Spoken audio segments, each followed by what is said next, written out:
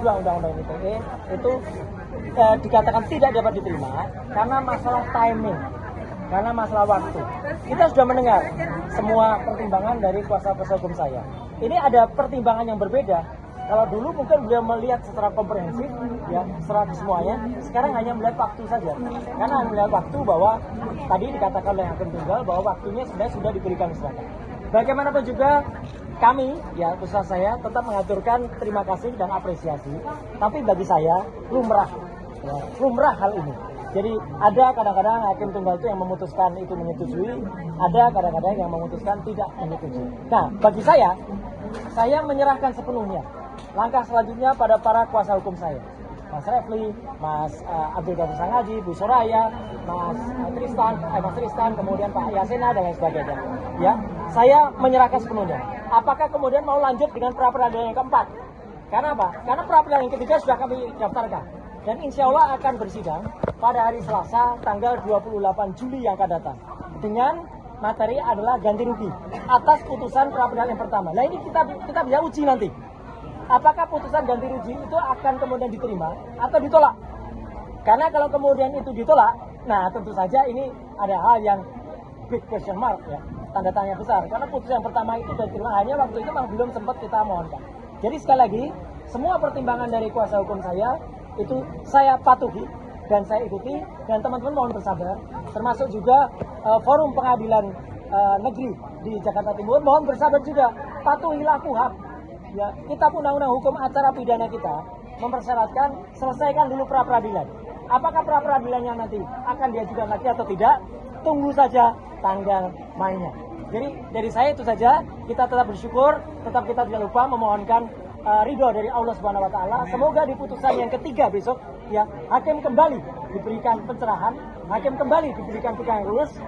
Mungkin tidak sekedar hanya mempertimbangkan satu faktor saja, yaitu timing. Ya, itu yang ingin saya sampaikan.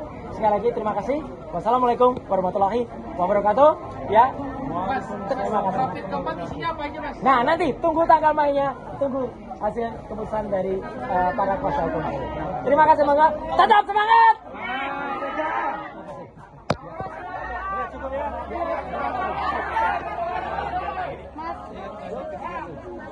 Kalau mau bapak, oke ya,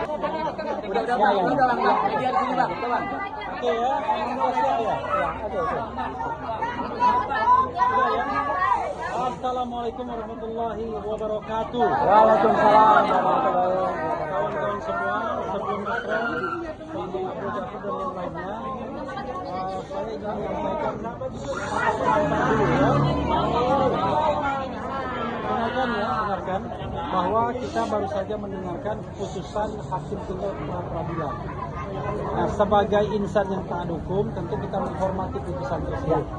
Walaupun tentu kita memiliki pendapat yang berbeda.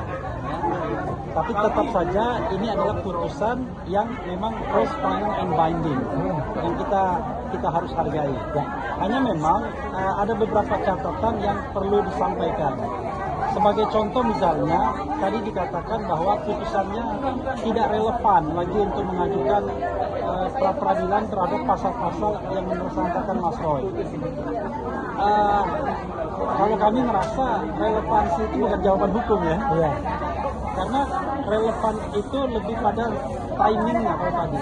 Tadi kan dikatakan kenapa waktu ditetapkan sebagai tersangka pada tanggal 7 November 2025 tidak segera mengajukan pra peradilan. Jadi ini kawan-kawan semua memang selalu ada dilema kalau kita mau mengajukan pra peradilan. Dilemanya adalah ya, kita mengetahui bahwa success story dari pra peradilan itu memang kecil sekali. Yes. Ya, dan bahkan dalam beberapa hal ada politisasi dan lain sebagainya, dugaannya seperti itu. Karena itu pada waktu itu baik Mas Roy maupun Dr. Tifa memberikan benchmarkingnya begini, kalau beliau ditahan baru akan mengajukan pra peradilan. Tapi sepanjang tidak ditahan tidak mengajukan pra peradilan. Nah, waktu beliau ditangkap pada tanggal 19 Juni 2026 kemarin dan kemudian bukan dibebaskan, tidak ditahan pada tanggal 22 Juni, itu pra peradilan diajukan di tengah-tengah waktu itu. Ya, di tengah-tengah waktu itu.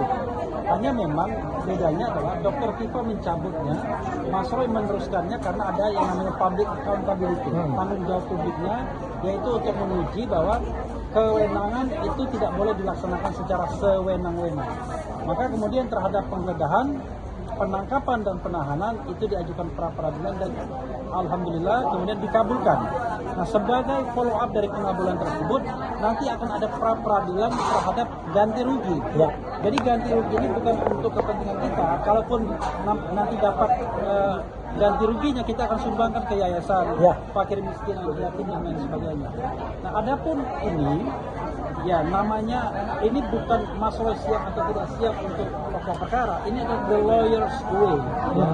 Ini adalah jalan lawyer, jalan kuasa hukum untuk melihat bagaimana kita membela klien kita. Nah, pra peradilan ini yang kemudian diperkuat konstitusinya melalui KUHAP nomor 20 2025 yang baru ini memberikan peluang bagi kita untuk menguji sesungguhnya dan kemudian menyetop pokok perkara untuk sementara waktu apakah pasal-pasal penersangkaan itu memenuhi minimal 2 alat bukti atau tidak. Unfortunately, sayangnya hakim tunggal pra peradilan tidak menjawab itu. Mereka menjawab timing karena sudah tidak relevan lagi. Padahal yang kita tantang sebenarnya adalah apakah penyidik Polda Metro Jaya memiliki minimal 2 alat bukti untuk menersangkakan Mas Roy menggunakan pasal 32 ayat 1 yang ancaman hukumnya 8 tahun.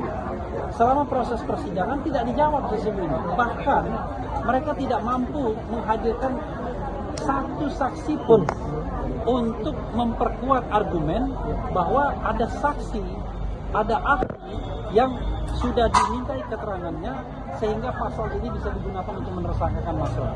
Nah, itu substansinya. Tapi rupanya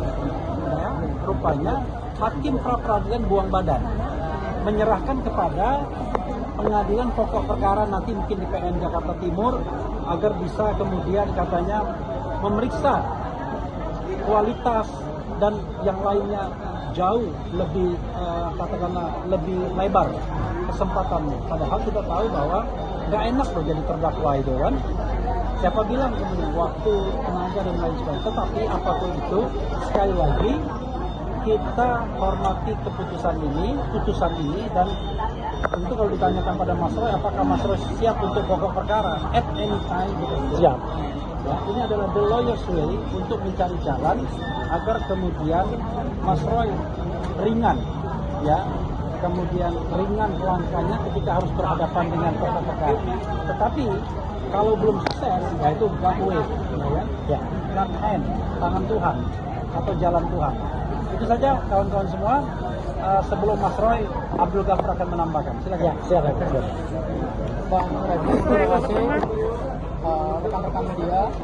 Jadi hari ini telah dibacakan putusan pra peradilan yang kedua untuk permohonan kami terkait dengan penetapan tersangka menggunakan pasal 32 yang kami uji adalah bukti permulaan yang cukup.